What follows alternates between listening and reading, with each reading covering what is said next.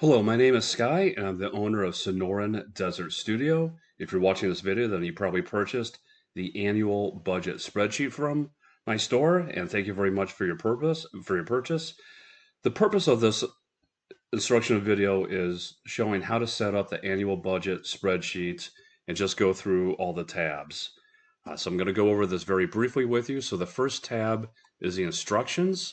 So as you can see, we have instructions on every tab with the uh, setup tab and then also with the calendar tab. So we'll look at each tab one at a time.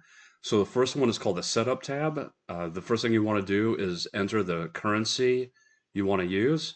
So for this, I have dollars. And so once you enter dollars, it's going to be populated throughout the whole spreadsheet.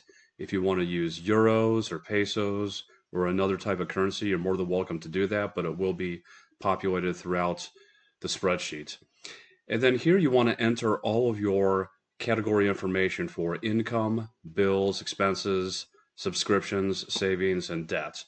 So we have your income, you have your typical bills of water, electric and heat, expenses of groceries, childcare, gasoline, and so forth. So the important thing to understand here is whenever you enter anything into the setup, it's populated for every single month for the entire spreadsheet. So if I have water and electric, it's populated in January, February, March, and April. So if we go to January, you can see that we have the same bills that we had on the setup screen. Okay, so if we scroll down a little bit further, we go to the bill pay. And for this, you can set up what days of the month you want the bill paid. So if you have electric, you can have that set on the first of every month, or I could come over here to January and set that to the second.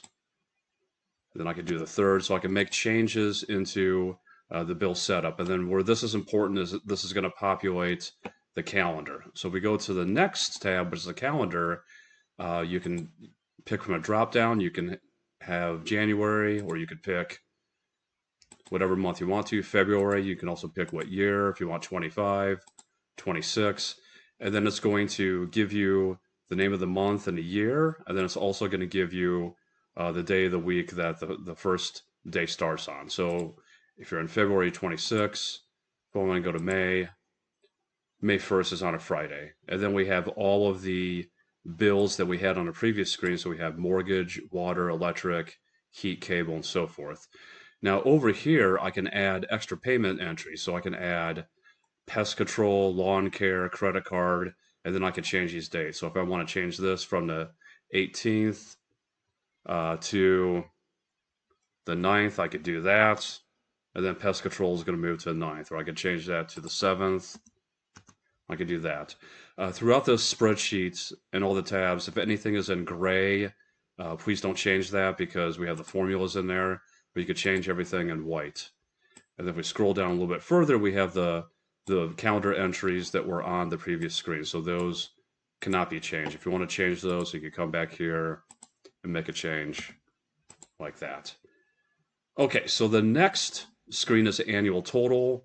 This is something that cannot be edited. It just gives you a running total of all your categories of income, expenses, subscriptions, debt, and savings. And then we have it classified as income actual. And then if you scroll down, it'll go to income budget. So this is just a running tab of what has been allocated for each different spending category. Now, if you want to see the visual of this, you go to the annual dashboard, and then we have, this is based on an annual basis, so it sums up January, February, March, all the way through December, and we have the income, expense, bills, debt, and savings, and then we have it in a graphical form of actual versus budget for these categories, the income summary, where your income's coming from, your spending summary of your basic categories, and then your top 10 expense summary. So you have the top one is mortgage, then groceries and childcare, saving for a wedding, car loan, etc. So if I scroll down a little bit further, then we get into the budget summary. This is going to tell you where all these numbers came from. So we have the income. Our budget was $8,000, $109,000. Our real was $115,000, so that was great because we came in better than expected. So we have the income over here, breaks it down by month. Then we have the expenses and the bills for every month and the difference. And then we also have the same with debt, savings, and subscriptions. And then we have left to spend. That is the money that's left over from taking your actual income and all your actual expenses. Hopefully this number is going to be positive. For this one example, it was 25,000. So then if you scroll down further, we have what we call where does my money go, and we have each expense and the percentage that it made up. So water is 1.4% of everything that was spent. And when you scroll down, you're going to see that mortgage is the highest at 16.8%. And if we scroll over here, we see what the actual is. So mortgage was 15,100 for the entire year, and that percentage is 16.8%. So this gives you the top 50 expenses. Obviously, if you have less than 50 expenses, it's only going to sum up whatever it is, the top 35 or so. And I also have an example spreadsheet. This is going to be an example of how you do the monthly. So this is just kind of as a reference. And then we get into the actual months. So I have 12 tabs representing all 12 months. So we have the income, expense, bills, debt, and savings on the top. Left to spend is how much is left over for the end of the month. Starting balance, I have it at $500. You can change this. If you want to change this to 1,000, then this left to spend is going to increase. So if I go 1,000, you can see how that increased slightly. And if this is negative, then this donut graph is going to be in red. So again, we have the budget summary, and then we have the bills. One of the things we could do here to remind ourselves to pay the bills, if electric, if that's due on the 7th, I could put in 1/7, and then if I've already paid it, I could check. So I have a running total of what's been paid and what hasn't.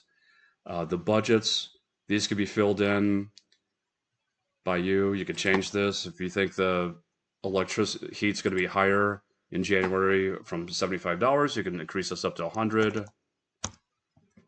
And then if your actual was 101, then there's a difference. Then we have bills, expenses, subscriptions, debts, and savings. So one of the important things about the monthly tabs is you have to do a transaction to get the real amount to populate. So what I do is I have drop down. So if you want to say my water bill was $135, and I go to bills. I'm sorry, we use a drop down and you select bills. Then you're going to select water, and then 135. Then once you hit enter, this 135 is going to be entered right here. So if I made a mistake and I said, like, you know what, the actual bill is not 135, it was actually 155, I could come here and I could go 155, change it, and come back up here and you can see it's 155. One thing to keep in mind is if you have an expense that you're going to enter in multiple times per month, such as groceries, if I have $800 on this date and $200 on this date, I can either enter 1,000 all at one time, but it's going to summarize in the expense section of $1,000. So the budget was 800 and the actual was 1,000. And then again, like on the annual dashboard, that we have a monthly dashboard. Where did my money go on a monthly basis? Kids sports, kids activities, saving for weddings. Again, our highest is mortgage and groceries. And then we also have a list of what the top 25 expenses were for that month. So these are the monthly tabs. So we have January, we have February, March, etc. And then the last tab we have is the savings. And this could track savings if you're saving for a special event. Here we have saving for a down payment on a car.